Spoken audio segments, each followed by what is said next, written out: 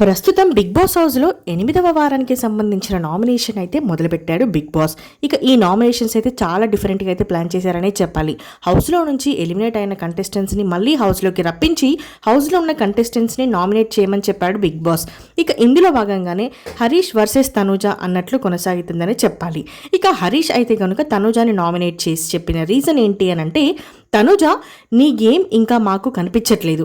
నువ్వు sympathy gain చేయడానికి game play చేస్తున్నట్టు ఉంది. బయట అయితే అదే చేస్తున్నావు, లోపల కూడా అదే కనిపిస్తుంది మాకైతే.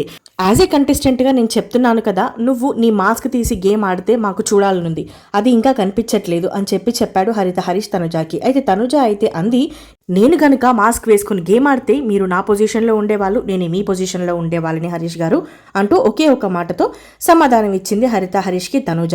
ఇక నేను గేమ్ చూసి బయట నుంచి వచ్చాను కాబట్టి మీతో ఎవరైనా ఉంటే వాళ్ళు ఇన్ఫ్లుయెన్స్ చేస్తున్నారు. మీరు ఒక విధంగా చెప్పాలేనంటే భరణి గారు ఎలిమినేట్ అవ్వడానికి వన్ ఆఫ్ ద రీజన్ మీరే అని చెప్తాను. మీతో బాండింగ్ ఎఫెక్షన్ పెట్టుకున్నారు కాబట్టి ఈరోజు ఆయన ఇంట్లో నుంచి బయటికి వెళ్ళిపోయారు. మీ గేమ్ మీద మీరు కాన్సన్ట్రేట్ చేయక, అలాగే వేరే వాళ్ళ గేమ్ని వాళ్ళ గేమ్ మీద కాన్సన్ట్రేట్ చేయనివ్వకుండా మీరు బాండింగ్స్ పెట్టుకొని ఇలా కాన్సన్ట్రేట్ చేయలేక బిగ్ బాస్ హౌస్ నుంచి అయితే బయటికి వెళ్ళిపోయాడు భరణి గారు అని చెప్పి హరీష్ తనుజాకైతే చెప్పాడు. ఇక అంతేకాకుండా నువ్వు మ్యానిపులేటర్వి అని కూడా అన్నాడు.